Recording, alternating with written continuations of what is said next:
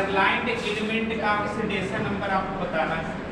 कुछ एक्स्ट्रा वाला काम करते हैं लोग।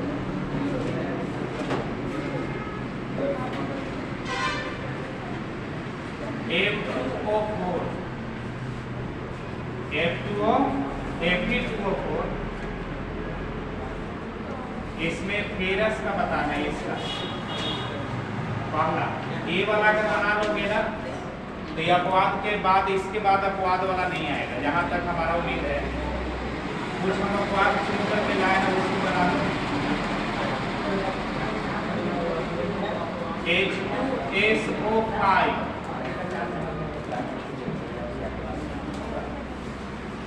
तीसरा HNO4 इसमें सल्फर का बताना है, इसमें नाइट्रोजन का बताना है। बनाइए। Fe3O4 है, Fe2 गलत लिखा हुआ है, Fe3O4 ये देखिए Fe3O4 H2SO5 HNO4 इसमें बनाना है। F3O4 है, F2 नहीं था। बनाइए, अब बनाइए, मिस्टेक हो गया। 8/3 क्या 8/3 ऑक्सीकरण संख्या होगा? तो जब भी कोई फ्रैक्शन में आ जाए तो मान लेना कि ये एवरेज ऑक्सीडेशन नंबर है। कौन सा है? एवरेज का मतलब हम बताए थे ये अशुद्ध मान नहीं होता। एवरेज कभी भी वैल्यू प्योर नहीं होता। एवरेज का मतलब लगभग। तो ये लगभग आंसर आपका नहीं चलेगा। बट्टा में अगर ऑप्शन ऐसा आ जाए तो क्या 8/3 मार्क करा दिएगा ऑप्शन, तो ये आपका जवाब सही नहीं माना जाएगा। इसमें आपको प्रॉब्लम होगी। ऐसा जब भी हो तो देखिए एक्चुअली में है क्या, या दो कंपाउंड का मिक्सचर है। इसको आप तोड़ेंगे तो मिलेगा FeO फेरस ऑक्साइड और फिर मिलेगा Fe2O3। ई है अस, अभी है ई। यहाँ मिक्स ऑक्साइड है। किसका मिक्स ऑक्साइड है? अस और ईक का। यहाँ पर फेरिक पढ़ा जाएगा। वैलेंसी कितना है? 3। और यहाँ पर कितना है वैलेंसी? 1 नहीं 2। ऑक्सीजन के सामने में 2, अब इसके सामने में 2, तो 2 से 2 कट गया है, 2 साइलेंट है। तो यह मिक्सचर ऑक्साइड है। यहाँ पर देखिए, यहाँ पर अगर हम ऑक्सीकरण संख्या पूछें तो कितना होगा? 2। मेटल का डायरेक्ट वैलेंसी हो जाता है। मेटल का डायरेक्ट वैलेंसी उसकी ऑक्सीकरण संख्या होती है प्लस में। तो फेरस है तो उसमें वैलेंसी कितना होता है? 2। अब यहाँ पर फेरिक है ना, तो यहाँ पर 2 को फेरस का कितना कितना हो जाएगा? 2 को फेरस है ना, तो इसका 3, अब इसका 3। अब देखो एवरेज आपका आंसर आया होगा 2 जोड़ 3 कितना? 6 और 2 8। 8/3 आंसर आया होगा। तो 8/3 कौन है? एवरेज है। कौन है? यानी इसकी ऑक्सीकरण संख्या कितना होगा? 2 या 3। 2 and 3 यही इसका आंसर होगा। इसमें एक फेरस है, उसकी ऑक्सीकरण संख्या 2 है, 2 है। और 2 को फेरस है, उसकी संख्या ऑक्सीकरण संख्या कितनी है? 3 है। तो ये आपको थोड़ा सा नियम से हट के काम करने पर आएगा। यानी जितने नियम लिखा है उसमें कुछ नियम आपको इस तरह की प्रॉब्लम को बना पाने में सक्षम नहीं होता है, उसके लिए आपको अलग से काम करना पड़ता है। तो यहाँ पर सही आंसर 8/3 नहीं होगा। 8/3 नहीं होगा, ये एवरेज हो जाएगा। जब भी ऐसा हो जाए तो थोड़ा मामला बिगड़ गया है, इसको हमें जांच करने की जरूरत है। इसका सही आंसर कौन होगा? 2 and 3। यहाँ पर Fe3O4 के निर्माण में 2 कंपाउंड मिक्स किए गए हैं, फेरस ऑक्साइड और फेरिक ऑक्साइड। ये दोनों मिक्स हुए हैं तब जाकर के बना है ये वाला कंपाउंड। इसका नाम होगा मिक्स ऑक्साइड। क्या नाम होगा? Mixed oxide. इसका नाम है मिक्स्ड ऑक्साइड। ठीक है ना? तो इसका आंसर ही मार्क कराना।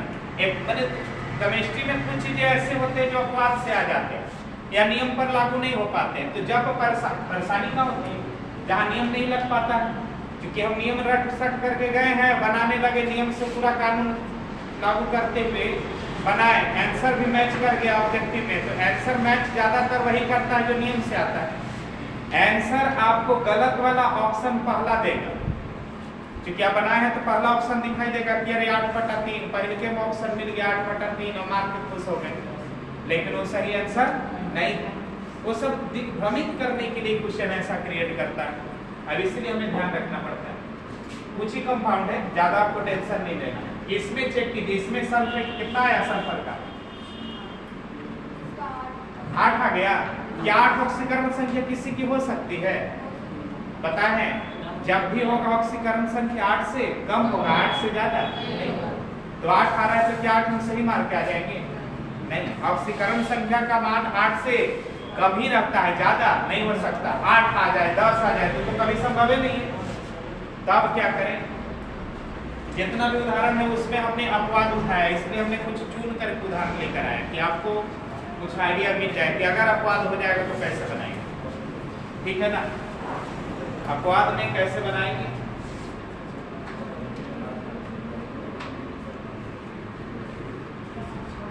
सल्फर की मैक्सिमम ऑक्सीकरण संख्या कितनी हो सकती है? 6 बताए ना, ग्रुप नंबर -10। तो सल्फर केवल ग्रुप में देख लीजिए 16वां ग्रुप में, तो 16वां में 10 घटेगा, यानी 6 से ज्यादा सल्फर की ऑक्सीकरण संख्या नहीं हो सकती। आपको कितना जा रहा है? 8। तब हुआ क्या है? एक्चुअली में हुआ यह है कि इसमें देखो, इसमें जब भी ऐसा होने लगे कि ग्रुप नंबर से यानी मैक्सिमम ऑक्सीकरण संख्या से ज्यादा आंसर आ जाए। अब जैसे नाइट्रोजन की मैक्सिमम ऑक्सीकरण संख्या कितनी आनी चाहिए? तो नाइट्रोजन केवल ग्रुप का सदस्य है, 15 का है, यानी मैक्सिमम कितना आ सकता है? 5। अब मान लो कि 8 आ गया, तो क्या उस आंसर को एक्सेप्ट करेंगे? नहीं एक्सेप्ट करेंगे। 5 ही मैक्सिमम हो सकता है, 8 आ रहा है तो पॉसिबल नहीं है।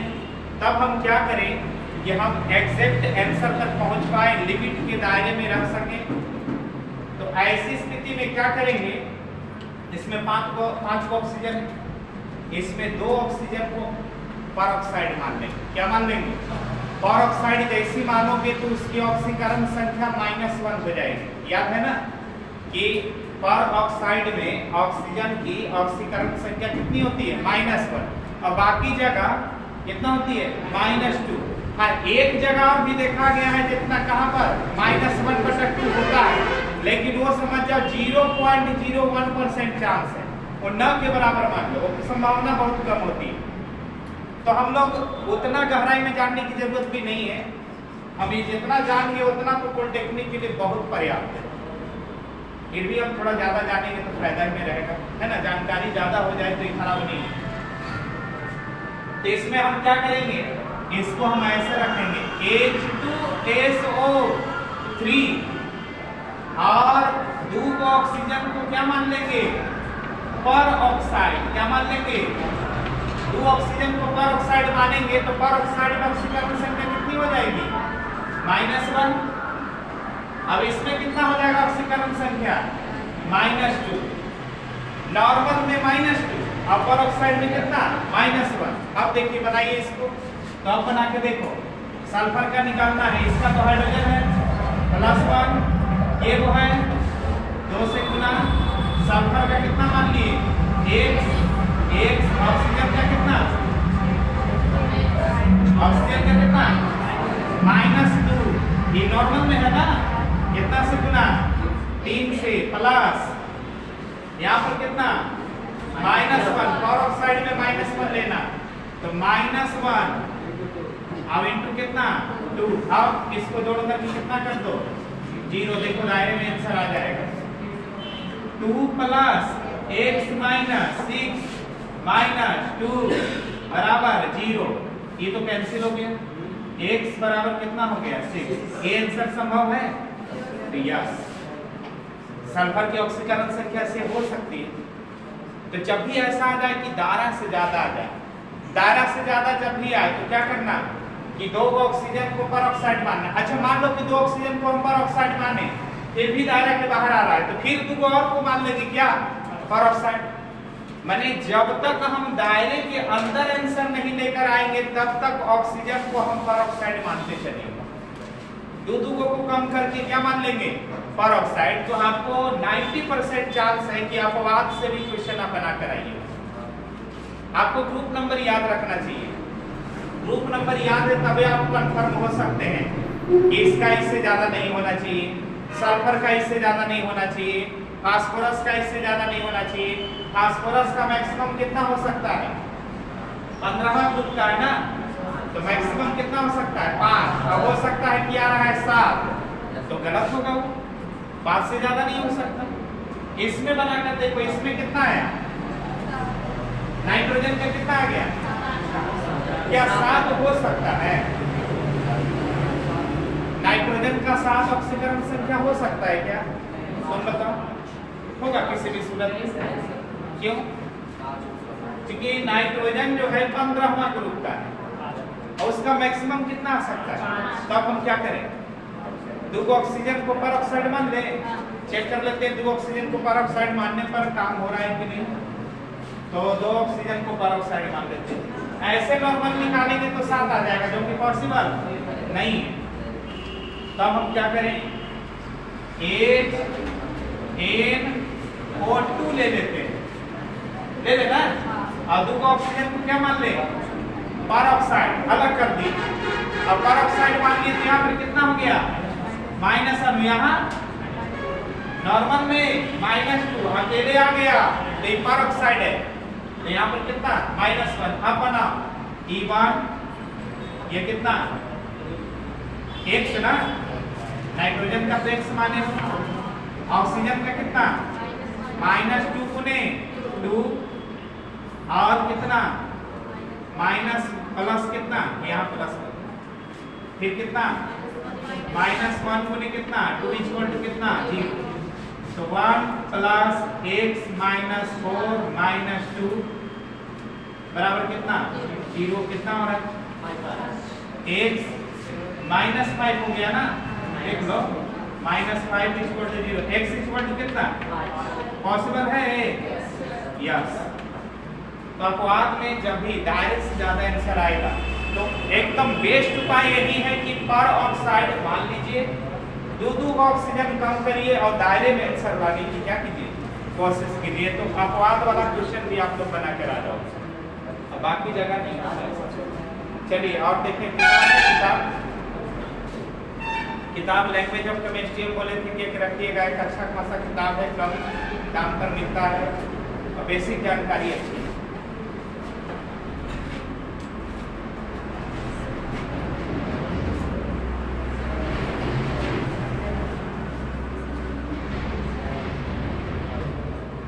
अच्छा, मैग्नीशियम का Mn का कितना मैक्सिमम ऑक्सीकरण संख्या हो सकता है, Mn का कितना हो सकता है, Mn चेक कर लो, 7 से ज्यादा नहीं होगा, देख लेना 17वां में नहीं है, फिर भी आप इधर चेक कीजिए, उसकी आप देखेंगे मैक्सिमम ऑक्सीकरण संख्या कितनी हो सकती है, 7। बनाकर देखना है, ये वाला तो बन जाएगा ना, ये शायद बनाए भी होंगे आप लोग, बनाए थे ना ये वाला 7 है, ये ठीक ठाक, मैंने और प्रॉब्लम नहीं होगा, यही तो थोड़ा सा है ना, तो एक उदाहरण है जो आपको दिक्कत करता है। किसमें FeSO4, ये भाई मेटल है, फेरस सल्फेट है, तो इसकी ऑक्सीकरण संख्या डायरेक्ट +2। सल्फर का किसका, सल्फर का बताना है, तो सल्फर का बताना है, सल्फर का बताना है, ले लो x मान लो, इसकी तो +2 होगी, तो +2 प्लस कितना x, सल्फर का x मान लिया, ऑक्सीजन का कितना -2 गुने 4 कितना -8 बराबर 0, x -6 equal to 0, x equal to हो सकता है, अरे सल्फर का 6 हो सकता है ना, 16वां ग्रुप का है, 6 तक तो जा ही सकता है, 6 में ऐसा आंसर में प्लस टू दिया हुआ है। तो फेरस का दिया होगा, आप सल्फर का पूछ रहे हैं। अगर ये पूछा होगा FeSO4 में फेरस का बताएं, तब तो प्लस टू बता ही रहे। कैसे बता रहे हैं प्लस टू? मेटल, और मेटल की संयोजकता हो जाती है तो फेरस सल्फेट, अस में 2, अविक में 3, यही होता, ऐसे होता है। यहाँ पर ऐसे होता है, यहाँ 2 और यहाँ पर कितना लगा देते हैं 3, तो क्या पढ़ते हैं? Ferric sulphate. क्या पढ़ते हैं? Ferric sulphate. अब कितना हो जाता? 3, ठीक है ना? तो यहाँ पर डायरेक्ट वैलेंसी है इसकी ऑक्सीकरण संख्या। मेटल जहां पर हो जाए वहां पर ऑक्सीकरण संख्या उसकी प्लस वैलेंसी हो जाएगी, ठीक है? अच्छा, चार्ज वाला थोड़ा कर लो। चार्ज वाला नहीं ना किया है ना? चार्ज वाला देखिए कैसे बनेगा। उतार लिए थे सभी जो 2-3 उदाहरण दिए थे, उतार लिए थे। ना भी उतारे तो घर पर अपने से बना करके फिर से उसको ट्राई कीजिएगा। देखिए SO3 है, SO3 है और -2 है। सल्फर का बताना है, चार्ज वाला है। तो देखो चार्ज वाला की कहानी क्या है? बिना चार्ज वाला को जोड़ के 0 कर देते हैं, और चार्ज वाला को जोड़ के चार्ज के बराबर कर देते हैं। चार्ज वाला में जोड़ेंगे और किसके बराबर कर देंगे? चार्ज के बराबर। आपका आंसर आ जाएगा। तो इसका कितना मान लिए? x मान लिया। और यहाँ पर बोलो माइनस प्लस कितना? -2 गुने 3 और बराबर कितना? -2। -2 चार्ज था ना? बोलो कितना हो जाएगा? x - 6 और बराबर कितना? -2। तो x बराबर कितना? -2 + 6, यानी x बराबर कितना? संभव है ना? संभव है ना?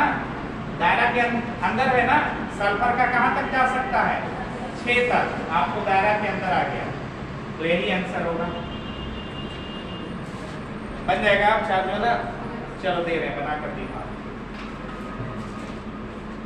दायरा में ध्यान रखना, बना कर दिखाइए। पहला CO3 -2 बार किया है। दूसरा, पहला दूसरा कर देता हूं। NO3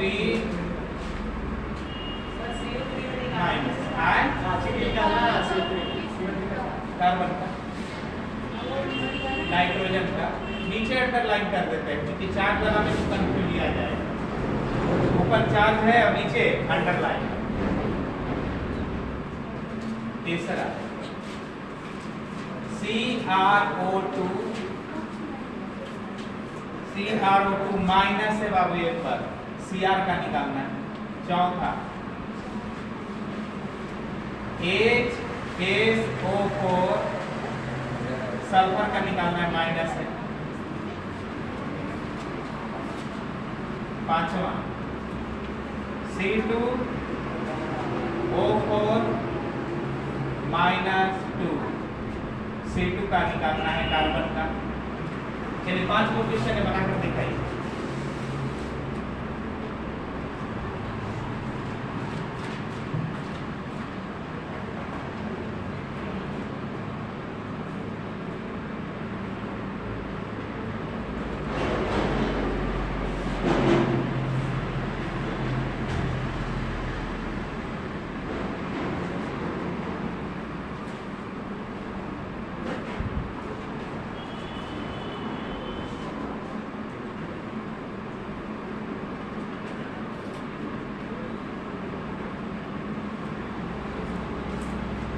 मैट्रिक का रिजल्ट कब आ रहा है?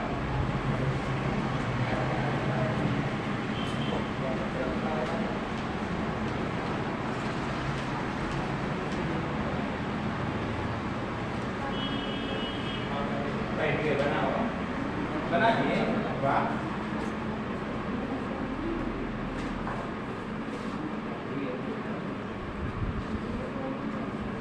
अपवाद वाला में बटा में थोड़ा बहुत आ जाए तो उसको थोड़ा सावधान हो जाना है, और अगर दायरे से ज्यादा आ जाए तो उसको सावधान हो जाना। दायरा से ज़्यादा आ जाए तो ऑक्सीडेंट वगैरह और ऑक्साइड वगैरह ना है।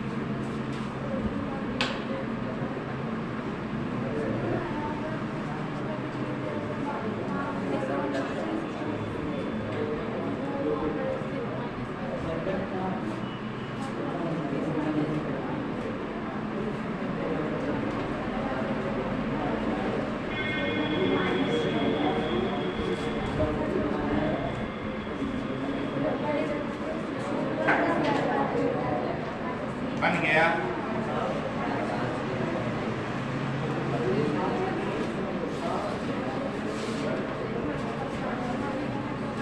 चलिए बोलिए, पहला का आंसर बताइए। पहला का ऑप्शन, पहला आंसर 4, दूसरा 5, दूसरा 5, ठीक, तीसरा 3, ठीक, चौथा 6,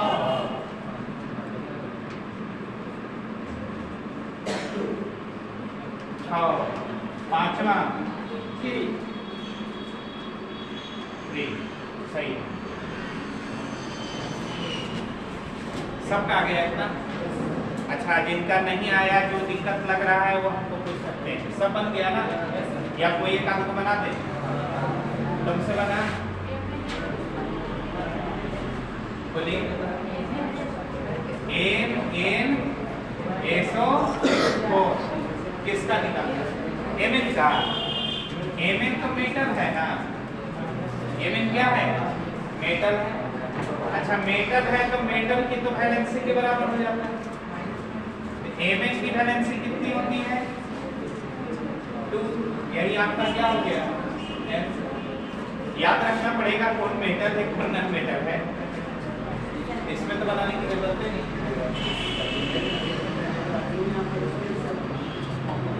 बना तुमसे समझ में नहीं आ रहा है? पूरा ऑक्सीकरण नियम याद है? ऑक्सीकरण संख्या तब कुछ नहीं हो सकता। ऑक्सीकरण संख्या निकालने का नियम याद नहीं, कुछ नहीं कर सकते।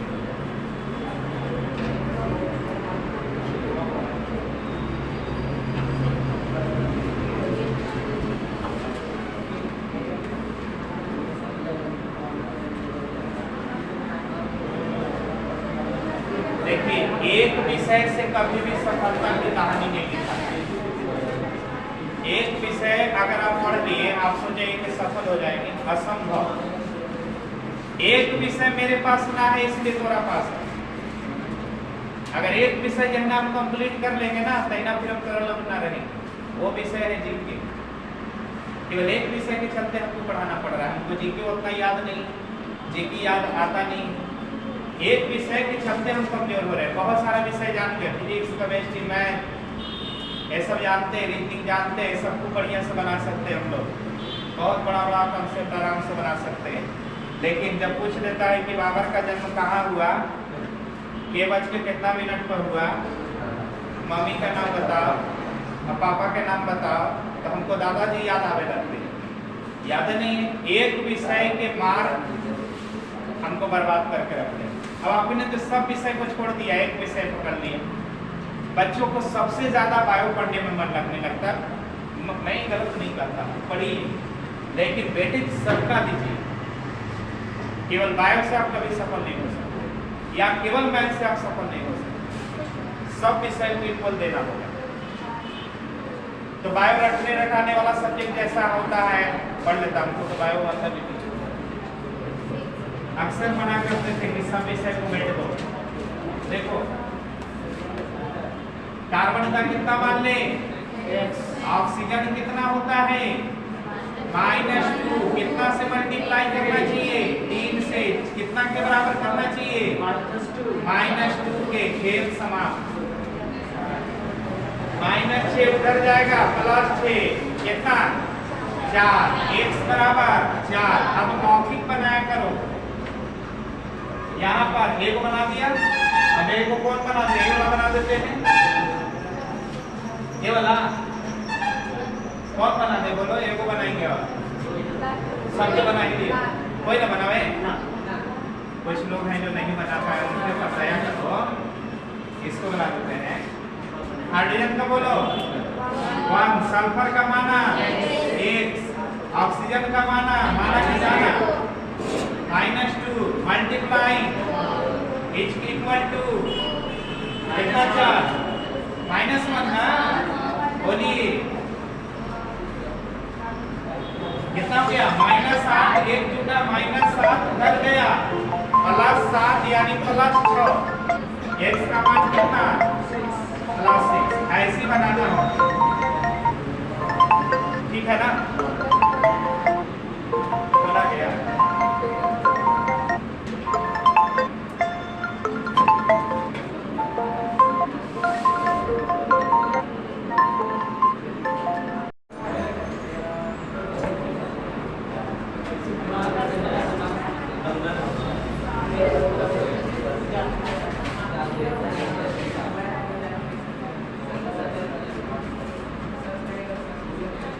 अच्छा, थोड़ा सा ऑक्सीडेशन और रिडक्शन पर थोड़ा सा रिटर्न करते हैं। पिछले क्लास में हमने आपको बताया था कि इलेक्ट्रॉन त्याग किया जाएगा तो ऑक्सीकरण कहलाएगा, इलेक्ट्रॉन ग्रहण किया जाएगा तो अवकरण कहलाएगा, इलेक्ट्रॉन निकला ऑक्सीकरण, इलेक्ट्रॉन आया अवकरण। अब ऑक्सीकरण और अवकरण का एक और डेफिनेशन याद रखना, ऑक्सीकरण संख्या का बढ़ना, किसी एलिमेंट या एलिमेंट के ग्रुप का ऑक्सीकरण संख्या बढ़ रहा है तो मान लेना कि उसका ऑक्सीकरण हो रहा है, अब ऑक्सीकरण संख्या घट रहा है तो मान लेना कि उसका अवकरण हो रहा है। ऑक्सीडेशन नंबर इंक्रीज करेगा ऑक्सीकरण कहलाएगा, ऑक्सीडेशन नंबर डिक्रीज करेगा तो अवकरण कहलाएगा, रिडक्शन कहलाएगा। यहाँ पर हम लिख देते हैं oxidation number concept, oxidation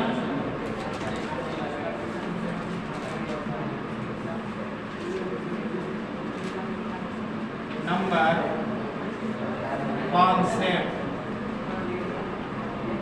for oxidation and reduction, oxidation and reduction.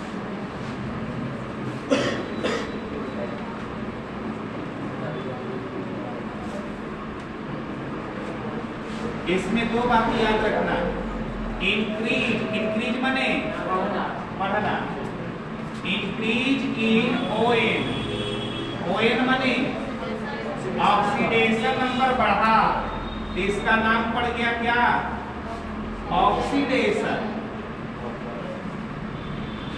अच्छा, दूसरा बात ये याद रखना, डिक्रीज इन ऑक्सीडेशन नंबर, इसका नाम पड़ गया रिडक्शन। क्या नाम पड़ गया, लेकिन ये जितना सुनने में आसान है ना उतना बनाने में थोड़ा आसान क्या लगेगा। रिएक्शन दे देंगे, रिएक्शन देख करके बताना होगा कि कौन सा भाग ऑक्सीडाइज हो रहा है, कौन सा भाग रिड्यूस कर रहा है, तो वहां पर आपको ऑक्सीडेशन नंबर चेक करना होगा। जिस भाग में ऑक्सीकरण संख्या बढ़ रहा है उसका ऑक्सीकरण हो रहा होगा, और जिसमें ऑक्सीकरण संख्या घटेगा उसका क्या हो जाएगा अवकरण। रिडक्शन, रिडक्शन बोले तो अवकरण, और ऑक्सीडेशन बोले तो ऑक्सीकरण, ठीक है ना। ये दो को पॉइंट आप लोग उतारिए तब इस पर संबंधित हम लोग प्रॉब्लम करते हैं, ऐसा मिलेगा।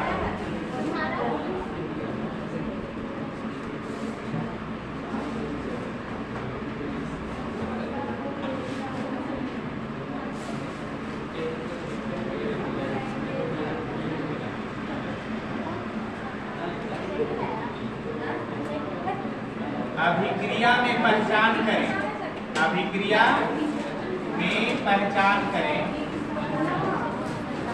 थोड़ा हिंदी में लिख देते हैं, फिर इंग्लिश अगर चाहोगे तो लिख लो, है ना। आइडेंटिफाई हीट रिएक्शन, अभिक्रिया में पहचान करें कि ऑक्सीकरण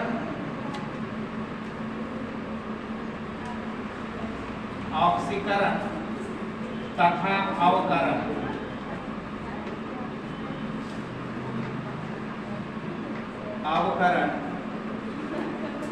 ऑक्सीकरण तथा अवकरण किस घटक में हुआ, किस घटक में हुआ। घटक मतलब रिएक्शन में जो भी पार्ट है उसको हम लोग कंपोनेंट या घटक बोलेंगे, ठीक है। किस घटक में हुआ, किसमें ऑक्सीकरण हो रहा है और किसमें अवकरण हो रहा है, पहचान करना है। रिएक्शन हम दे देते हैं, identified in reaction which component is oxidized and which component is reduced। किस घटक में ऑक्सीकरण हो रहा है और कौन से भाग में अवकरण हो रहा है, ये आपको आइडेंटिफाई करना है, पहचानना है, ठीक है ना। रिएक्शन थोड़ा बड़ा लिखते हैं, KMnO4 रिएक्शन कर रहा है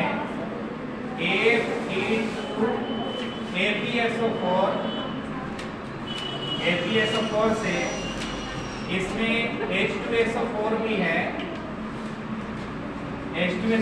है, और रिएक्शन करने के बाद प्रोडक्ट ग्रुप में दे रहा है K2SO4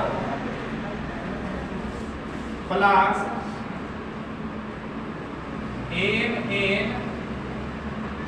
MnSO4 प्लस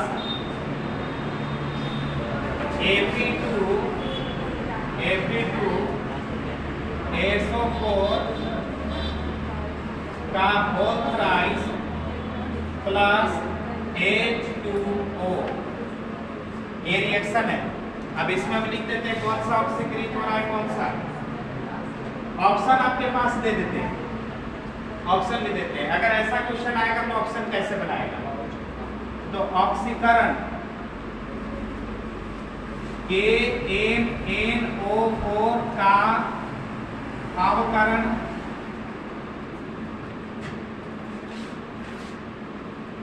तथा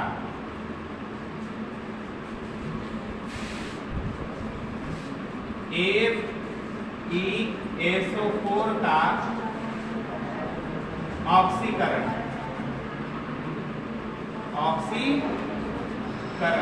पहला ऑप्शन ही है। दूसरा ऑप्शन उलट करके KMnO4 का ऑक्सीकरण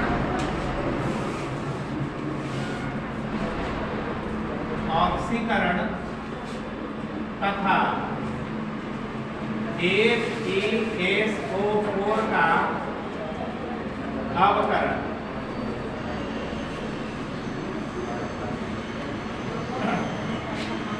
तीसरा KMnO4 का KMnO4 तथा FeSO4 का ऑक्सीकरण, दोनों का ऑक्सीकरण हो गया, ऑक्सीकरण, ये तीसरा ऑप्शन हो गया। चौथा ऑप्शन आपके पास हो गया KMnO4 तथा FeSO4 का कौन अवकरण। चार वो ऑप्शन आपके पास है। इससे टफ क्वेश्चन ऑक्सीकरण से नहीं आ सकता है, ये सबसे टफेस्ट क्वेश्चन माना जाएगा। रिएक्शन देख करके आपको बताना होगा कि किसमें ऑक्सीकरण हो रहा है, किसमें अवकरण हो रहा है। इंग्लिश मीडियम वाले ऑक्सीडेशन और रिडक्शन लिखेंगे। चलिए क्वेश्चन पहले उतार दो, फिर बनाते हैं आप। टेंशन नहीं लो, बड़ा क्वेश्चन है लेकिन कॉन्सेप्ट हमारे पास तगड़ा है, आराम से बना।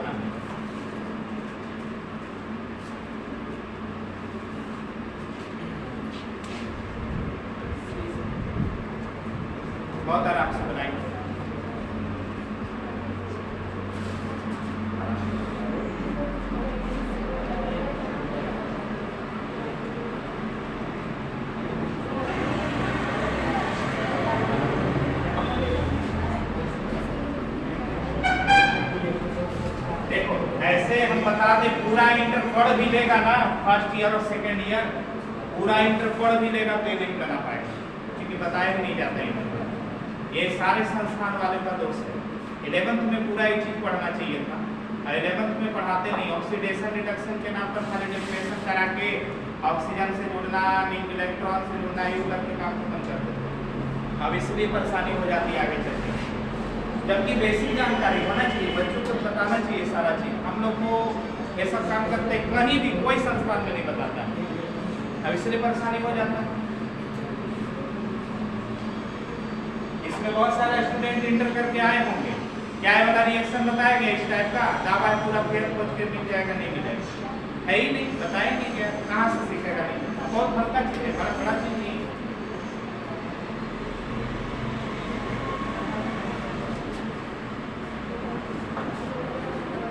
और तुम्हें हम बता दें कि ये वाला रिएक्शन बनाना हम लोग 9th क्लास में सीखे थे। जब हम लोग 9th में पढ़ते थे ना, जो आज 11th क्लास में सिलेबस बच्चों को पढ़ाया जा रहा है, तो हम लोग का 9th क्लास का सिलेबस आप लोग को पढ़ाया जा रहा है। इतना सिलेबस गिर गया है।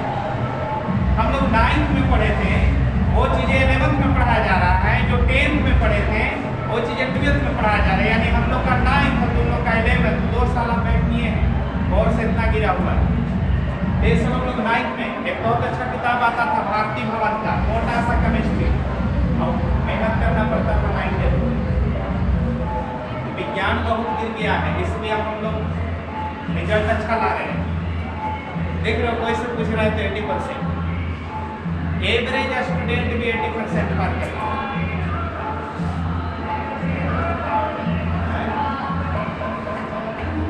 तो कैसे पास हो जाओ? 2.5 किलो लड्डू बांटना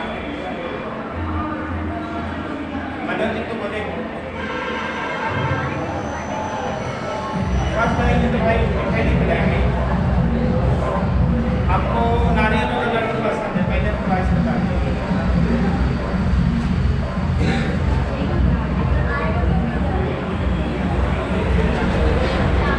अरे रिजल्ट देखो, सब जब फर्स्ट सेकंड आएगा तुमको सबसे ज्यादा आएगा थर्ड डिवीजन।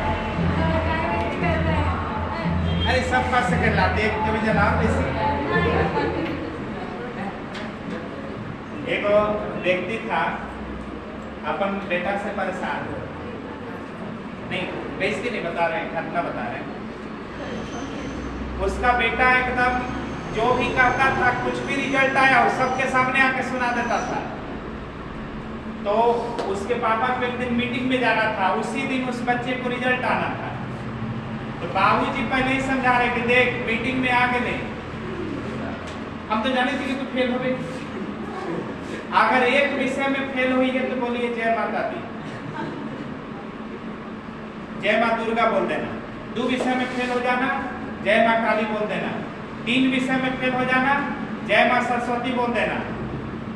लड़का का रिजल्ट निकला, मीटिंग में बाबूजी बैठे हुए थे, एकदम दौड़े दौड़े था, पापा का सांचे दरबार की जय।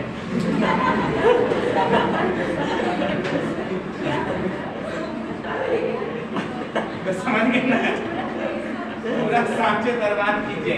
मैंने कहा जय माता दी, जय न के काली माँ, ना लक्ष्मी माँ, ना सरस्वती माँ, सब माता जी की जय। मैंने सब विषय में हो गया। तो ऐसा नहीं होना चाहिए, सांचे दरबार मत कर देना, एक आध बार पास हो जाना जरूरी है।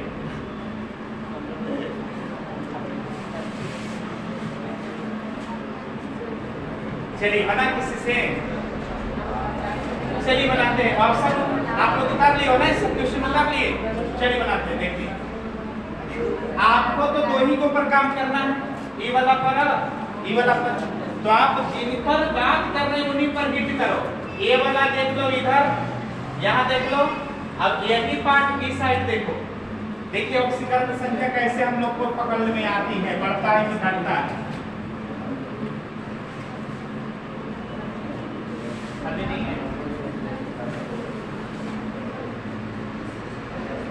ये लगा दिया मुझे।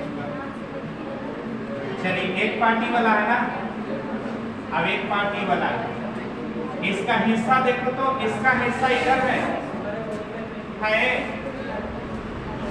ये वाला देखिए इसमें एमिन का सेंट्रल एटम का चेक करना, जो बीच में होगा ना उसको चेक कीजिएगा। तो इसमें एमिन का ऑक्सीकरण संख्या चेक करो। तो इसमें ऑक्सीकरण संख्या चेक करना है। तो पहला ग्रुप, ये कौन सा ग्रुप? पहला ग्रुप 1, इसका कितना मान लिया? 1 प्लस कितना? -2 गुने 4, कितना हो गया? 1 plus x minus 8 equal to 0। तो x बराबर कितना आ रहा है? 7। चलिए यहाँ पर एमिन का निकला +7। यहाँ पर एमिन का बता दो। तो एमिन फर्स्ट एलिमेंट, इसकी वैलेंसी +2, धातु है ना, तो धातु की संयोजकता वैलेंसी बन जाती है। धातु की संयोजकता ऑक्सीकरण संख्या बन जाता है। तो यहाँ पर कितना? +2। आप देखकर बताओ, यहाँ पर एमिन का ऑक्सीकरण संख्या घट गया कि बढ़ गया? घट गया ना। पहले कितना था? 7, अब कितना हो गया? 2। इसकी ऑक्सीकरण संख्या घट रही है, यानी इस पूरे सदस्य की ऑक्सीकरण संख्या घटा हुआ है। अब यहाँ पर देख रहे हो 7 है, यहाँ पर कितना हो गया? 2। जिसका ऑक्सीकरण संख्या घट गया वो हो गया अवकृत, यानी ये पार्ट क्या हो गया? रिड्यूस इसको माना जाएगा। क्या माना जाएगा? इसका अवकरण माना जाएगा। यहाँ पर चेक कीजिए, सेंट्रल एटम का चेक करो। सल्फर का कितना? चाहे लोहा का ही चेक कर लो। तो लोहा का यहाँ पर कितना बताओगे? +2। वैलेंसी है ना, +2। यहाँ पर बता दो, लोहा का चेक करो ना, यहाँ पर बता दो कितना? ऑक्सीकरण संख्या बढ़ रहा है कि घट रहा है? एक का +3, दूगो का तो +6 हो जाएगा। ये का निकालोगे तो कितना? +3, दूगो का निकलेगा तो कितना? +6। ऑक्सीकरण संख्या बढ़ा कि घटा? बढ़ गया। तो इसका क्या हो गया? ऑक्सीकरण। कौन सा ऑप्शन सही है देखकर बताओ। ए ऑप्शन सही है। इसका अवकरण, अब इसका ऑक्सीकरण, यही ऑप्शन मान लेना। यानी क्वेश्चन बड़ा रहेगा, लेकिन बनाने के लिए आपको एक काम करना, ठीक है ना? एक और बनाए ना, एक और बनाते हैं, एक और बनाते हैं, एक बार और समझा दें। चलिए एक बार और समझाइए। इसमें और इसमें चेक करना था, तो मैंने बोला कि आप सेंट्रल का चेक कर लीजिए। यहाँ पर सेंटर का चेक करोगे तो कितना? +7। यहाँ पर चेक करो तो कितना है? +2। घट गया ना, घट गया तो अवकरण। यहाँ पर बताओ, टेरस में हम सल्फर का भी चेक कर सकते थे, यहाँ भी इसका भी चेक कर सकते थे, इसका भी चेक कर सकते थे। तो हमने देखा कि मेटल है, और मेटल बहुत आसानी से वैलेंसी के साथ ऑक्सीकरण संख्या दे देती है। तो हमने मेटल का ही चेक कर लिया। यहाँ कितना दिख रहा है? +2। अब यहाँ साफ दिख रहा है कितना? +3। तो भाई ऑक्सीकरण संख्या तो बढ़ रहा है, बढ़ेगा तो ऑक्सीकरण हो जाएगा, घटेगा तो अवकरण हो जाएगा। तो हमारे पास एक पार्ट ऑक्सीडाइज हो रहा है, दूसरा पार्ट रिड्यूस कर रहा है। ये ऑप्शन पहला वाला सही है। तो ऐसे ही आपको पहचानना होगा। किताब लाइए, कार बनाकर दिखाते हैं। ऐसे मोड़ी के हमको खुदे पड़ेगा, नहीं पड़ता है। इसमें अलग करके पूरी ना क्वेश्चन दिया है, तो हम लोग जानबूझ करके ऐसे लिख रहे हैं। हाँ, रिएक्शन रिएक्शन रिएक्शन। चलो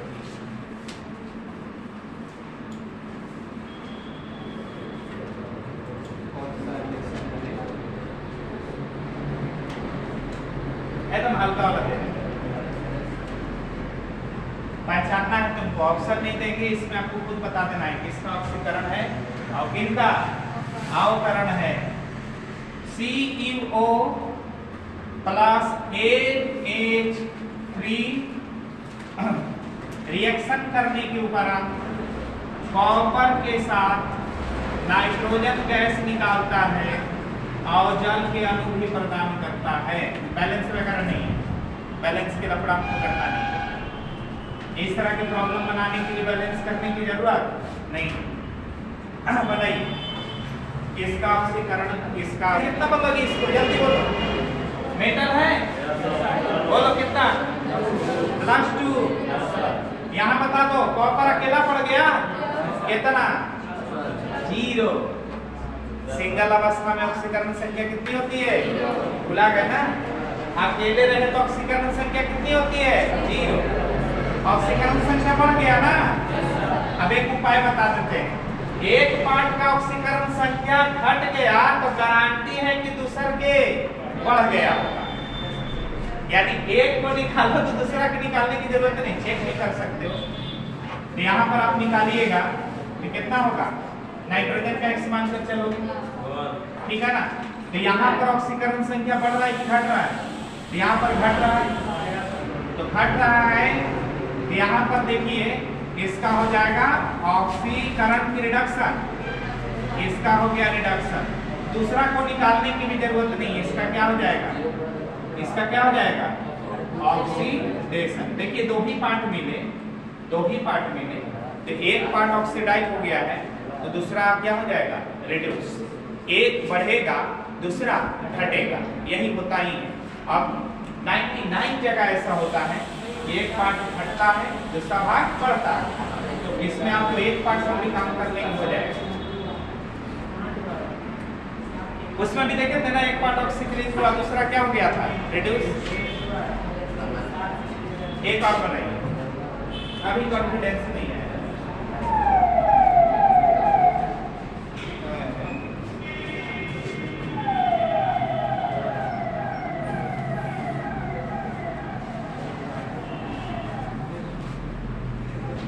अच्छा नाइट्रोजन का निकाल के देखो तो यहाँ कितना होगा नाइट्रोजन का, जल्दी बताओ। प्लस माइनस नहीं होगा ना। अच्छा यहाँ बताओ नाइट्रोजन का 0। समान परमाणु अणुओं की ऑक्सीकरण संख्या कितनी होती है 0, पढ़ा है ना। अब -3 से 0 हो गया, बढ़ गया कि घट गया, अब ये में डाल -3 से 0 हो गया कि बढ़ गया ना, बढ़ गया तो क्या हो गया ऑक्सीकरण क्या कारण। अच्छा एक बहुत प्यारा सा क्वेश्चन इंटरव्यू में पूछा गया था, जरा बताओ तो। कोई संख्या 6 से -7 हो गया, कितना बदला, परिवर्तन बताइए। कोई संख्या 6 से -7 हो गया तो परिवर्तन बताइए, कितना ज्यादा हो गया या कितना कम हो गया, कितना हो गया कम। अच्छा यही बात ऐसे पूछ ले तो, कोई संख्या 6 से 7 हो गया तो कितना बदला, यहाँ पट से बता दिए एक बदला, कैसे बदला, कैसे निकाले बताओ। ई में से इसको घटाने के बाद तो बताओ, इसमें से इसको घटाएंगे तो कितना आएगा, -7 में 6 घटाओगे तो कितना हो जाएगा -13, इसमें कितना हो जाएगा 1। याद रखें परिवर्तन जब भी निकलता है ना तो अंतिम में से प्रारंभिक को घटा देने से परिवर्तन प्राप्त होता है। Change always will lie final minus initial. इतना वेग परिवर्तन पढ़ा, उसमें हमने बताया था कि अंतिम में से प्रारंभिक घटाइए वही परिवर्तन है, अंतर नहीं परिवर्तन। अच्छा एक क्यों बोला है, इस पर भी हम लोग काम करेंगे। एक और मजा नहीं आया, रिएक्शन लिखें, ऑक्सीकरण अवकरण पहचानना है।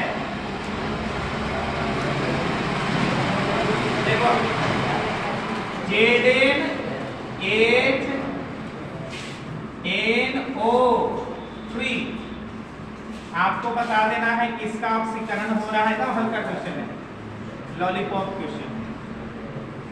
ZnO3 के होल ट्वाइस प्लस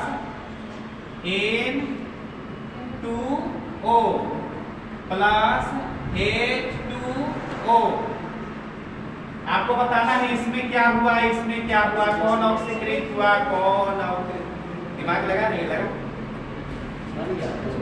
बन गया। ऐसे बनाएगा स्टूडेंट, अरे यहाँ तो कुछ नहीं कर रहा। बहुत जगह मैंने ऐसे स्टूडेंट को देखा कि सर जी क्वेश्चन पूरा ना किया आंसर लेकर के बैठा है, सर इतना क्वेश्चन वैसन होना चाहिए। अभी तो YouTube का जमाना है ना, YouTube पर अभी एक से एक तुमको लिख करके डालेगा, 5 सेकंड में मैथ के गर्दा उड़ा देंगे। 5 सेकेंड में तो जोड़ो घटा बढ़िया से ना होगा। तो कुछ ही दिन बाद ऐसा लिख कर डालेगा, बिना क्वेश्चन देखे आंसर देना सीखे। कुछ ही दिन में आएगा, देख लेना, बिना क्वेश्चन देखे आंसर देना सीखे।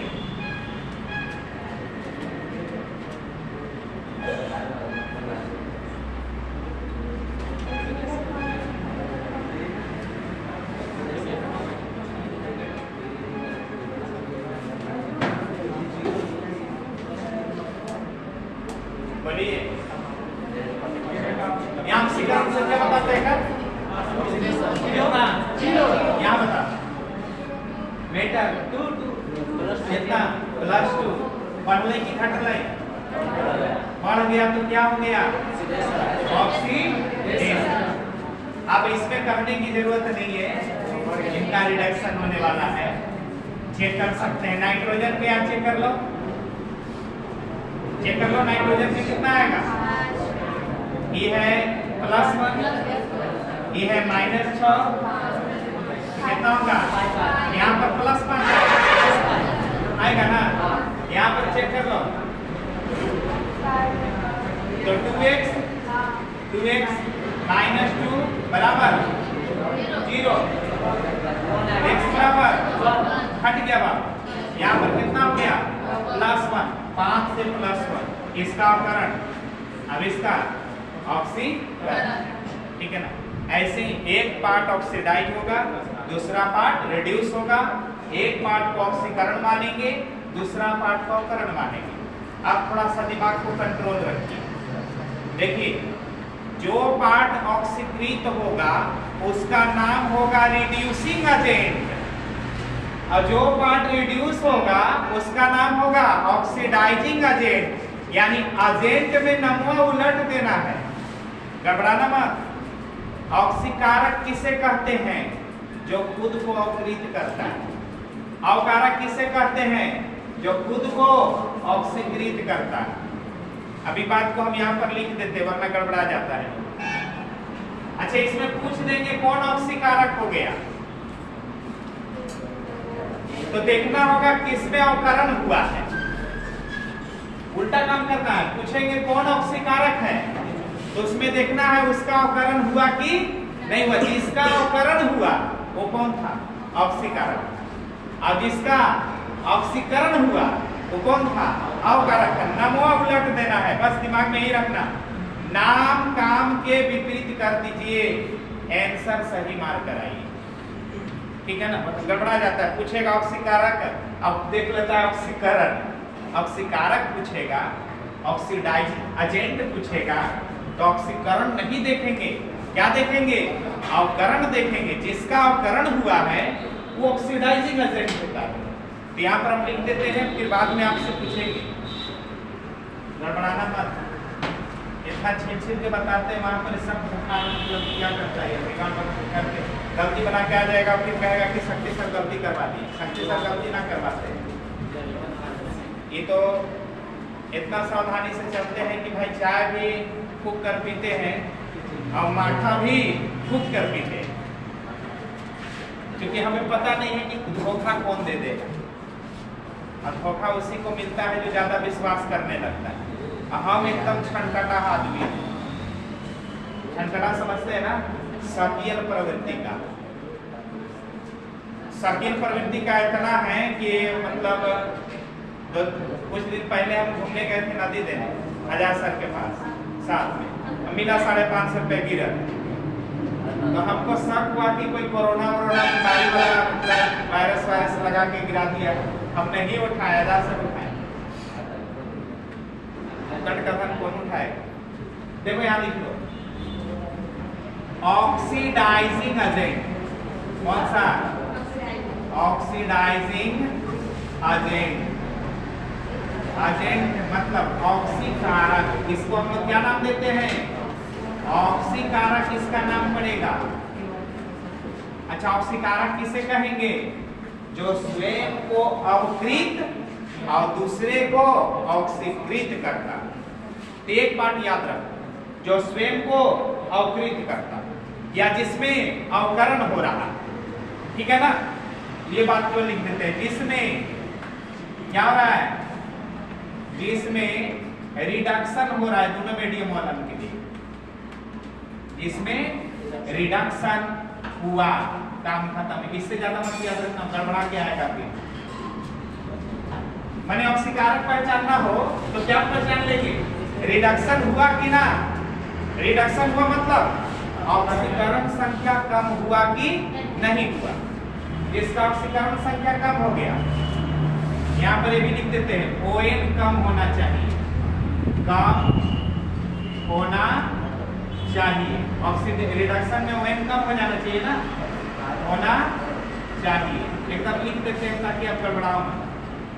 जैसे बोलेंगे ऑक्सीडाइजर ढूंढने के लिए तो आपको ढूंढ लेना है कि ON किसमें कम हो रहा है। जिसमें कम हो रहा है ऑक्सीकारक है।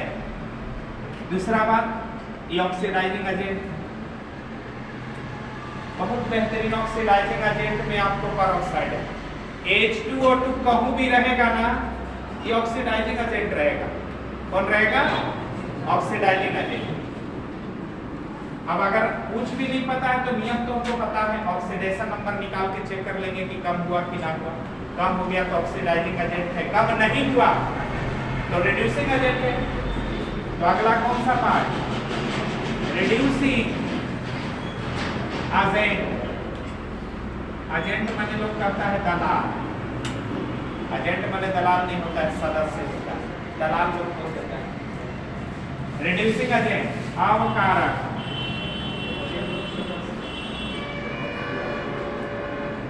इसका डेफिनेशन बोल दो। हाँ, जिसमें ऑक्सीडेशन हुआ, ऑक्सीडेशन हुआ यानी ON बढ़ा कि घटा, बढ़ना चाहिए, ON बढ़ना चाहिए। चलिए दोनों उतार लो। अब इस पर भी क्वेश्चन हम लोग कर सकते हैं, इससे भी क्वेश्चन आ सकता है। रिएक्शन दे देगा, पहचानने के लिए कह देगा कि इसमें कौन ऑक्सीकारक है या कौन अवकारक है। अब आपको बनाना पड़ जाएगा।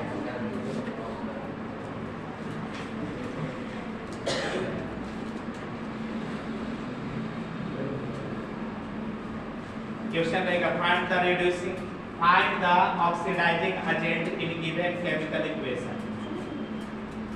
केमिकल इक्वेशन में आपको ऑक्सीडाइजिंग एजेंट पहचानना है। उतार लीजिए, खाती लेकर आते हैं।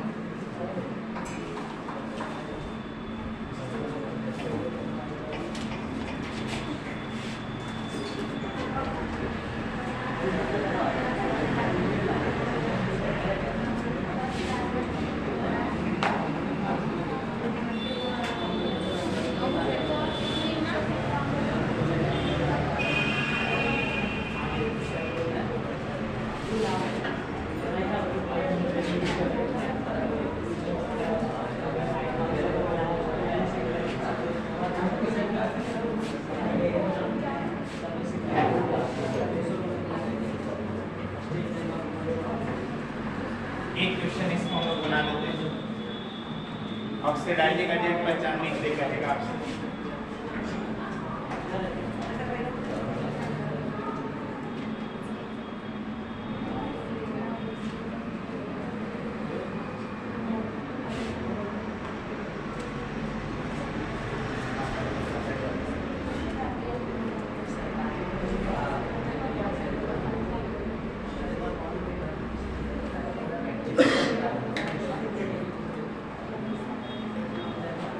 Select oxidizing agent.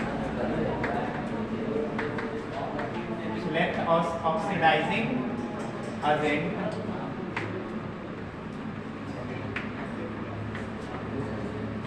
in given equation, in given equation, दिए गए समीकरण में आपको ऑक्सीडाइजिंग एजेंट पहचान देना है। Cr2 थोड़ा चार्ज वाला देते हैं, मजा आ जाएगा। -2 ऐसे लिखने हैं, देखो माइनस आगे भी लिख देता है, पीछे भी चार्ज में अनुमति है, तो -2 पढ़ना ठीक है ना। ऐसे माइनस दो बार भी लिख सकता था। और यहाँ पर H2 SO3 ये आज की बनाया H2SO3 का, आज ये बनाया था गैस ने H2SO5 का बनाया।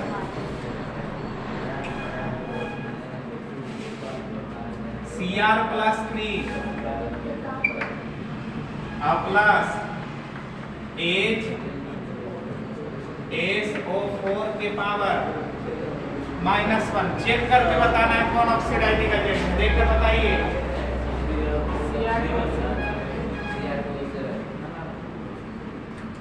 ऑक्सीडाइजिंग है।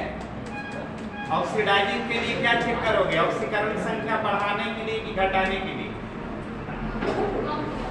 ऑक्सीकरण संख्या कम चेक करना होगा कि किसका कम हुआ। ऑक्सीडाइजिंग एजेंट में उसको चेक करो जिसकी ऑक्सीकरण संख्या कम हो रही है, लिखवा दिए ना हम साहब। और रिड्यूसिंग एजेंट में उसको चेक करो जिसमें ऑक्सीकरण संख्या बढ़ रही है, उल्टा काम करना है।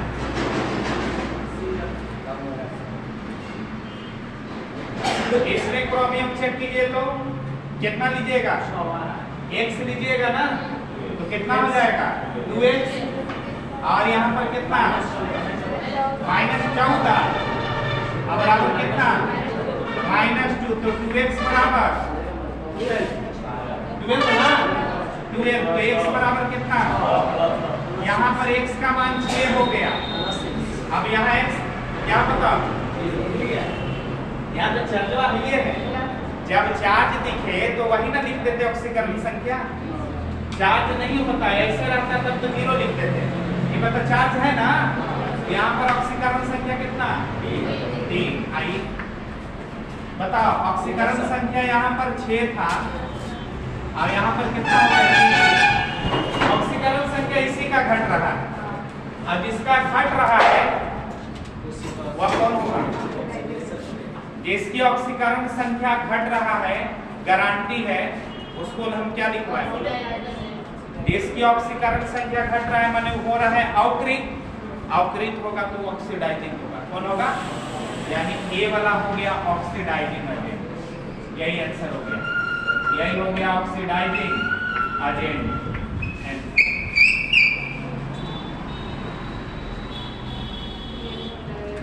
अभी क्या हो जाएगा बोलो? रिड्यूसिंग हो जाएगा। एक ऑक्सीडाइजिंग तो दूसरा ऑक्सीडाइजिंग एजेंट पूछेंगे, ऑक्सीकरण संख्या कम किसमें हुआ ये चेक करना। ऑक्सीकरण पूछेंगे तो ज्यादा किसमें हो रहा है वो चेक करना है। ऑक्सीकरण अलग बात है, एजेंट अलग बात है। एजेंट बोलेंगे उल्टा काम करना होगा। एक और बनाइए,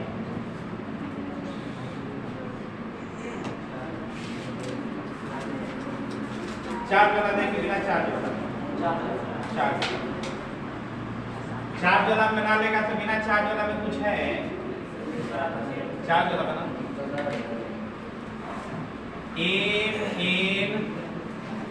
NaO4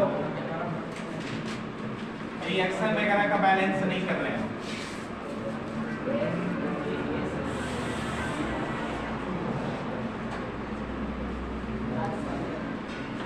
NaO4 माइनस और ASO3 माइनस माइनस, और इधर NaO2 तुम लोग को घर से बना कर आना है, 2-3 को दे देते, ठीक है? कोशिश कीजिएगा, फिर कल हम बताएंगे, नहीं आएगा तो minus minus minus. Oxidising agent check करना है बाबू।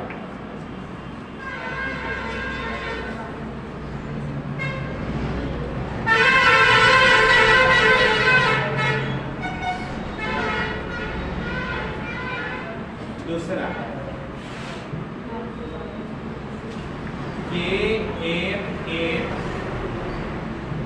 KF8O4 plus KCl plus H2SO4 plus यहाँ देखो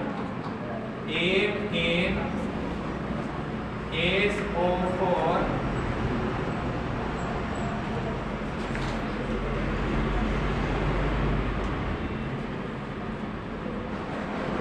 plus H2O plus Cl2 plus K2SO4 दो को ऑक्सीडाइजिंग एजेंट पहचान क्या है?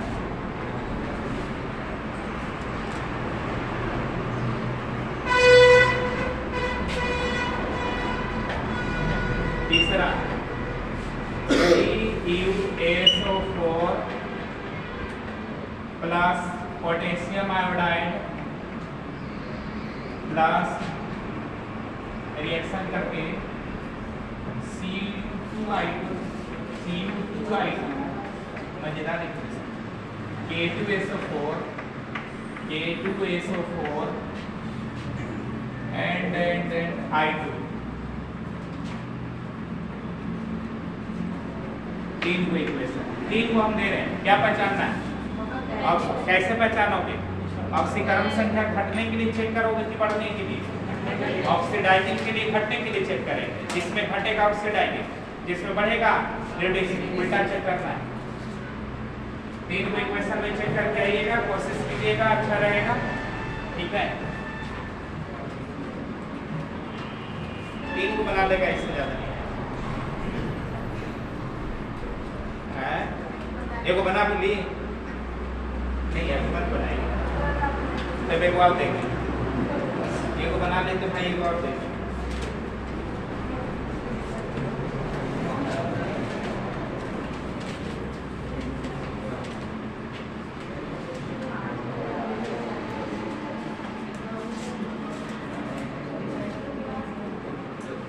चलो हल्का देते हैं, एकदम हल्का।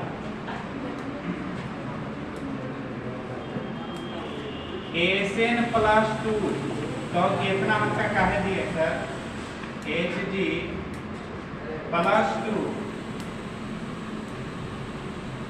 यहाँ देखो, इसमें कुछ करना ही नहीं। Sn+4 प्लस Hg प्लस इसी का बना कौन ऑक्सीजन, ये तो ऐसे बन रहा है ना। ऐसी बात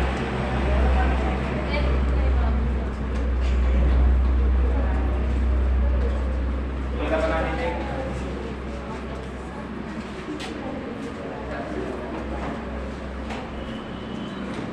ऑक्सीकरण के कॉन्सेप्ट हम लोग कमोबेश सीख चुके हैं। अब इसको क्या कीजिएगा, रिवाइज करते रहिएगा। रिवाइज करना बहुत जरूरी हो जाता है। और कहीं भी दिक्कत ऐसा लगता है तो उसको आप क्लास में चर्चा कीजिए कि यहाँ पर थोड़ा सा फॉल्ट लग रहा है, दिक्कत लग रहा है। तो उससे क्या होता है कि हम लोग उसी के बहाने फिर से रिवाइज करवा देते हैं। तो जहाँ भी आपको दिक्कत लगेगा, पूरा ऑक्सीडेशन के कॉन्सेप्ट में कहीं भी प्रॉब्लम आपको लग रहा है तो हमने बेसिक जानकारी दे दिया है, not advance level. Oxidation level इतना सिंपल नहीं है, हालांकि हम लोगों ने उतना काम कर लिया है कि नीट तक के एग्जाम के सवाल को सॉल्व कर सकते।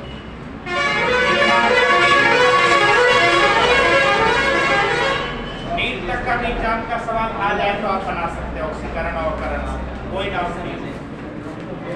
तो पॉलिटेक्निक पैरामेडिकल कोर्स के सामने तो कोई औकात नहीं है। ठीक है, कोशिश करना है।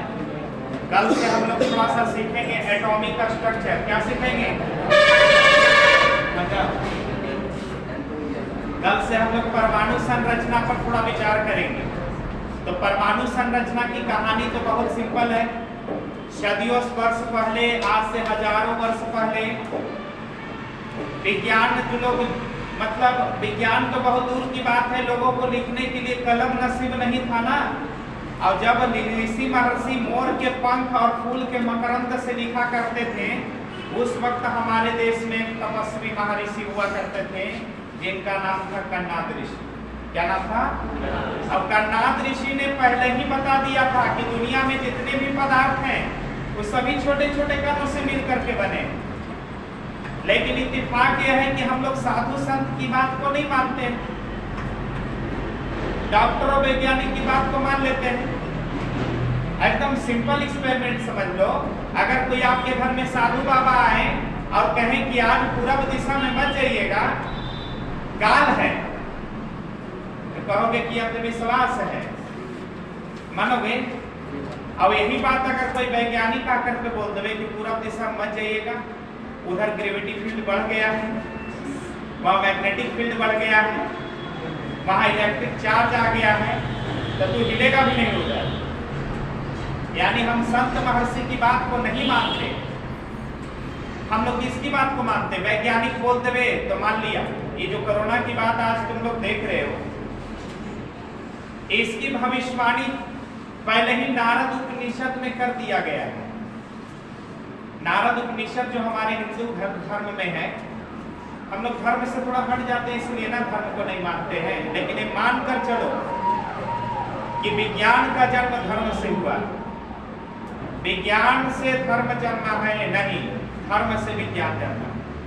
एपीजे अब्दुल कलाम पागल आदमी तो न था, अगर वो ना होता तो भारत का ताकत आज विश्व के सामने कुछ नहीं होता। उसने जितना भी मिसाइल बनाया, उस मिसाइल का नाम थोड़ा सुनना तो लगेगा कि एकदम हमारे हिंदू धर्म के शस्त्र के आधार पर नाम लिखा है। अग्नि मिसाइल तो अग्निबाण, पृथ्वी मिसाइल पृथ्वीबाण, है ना?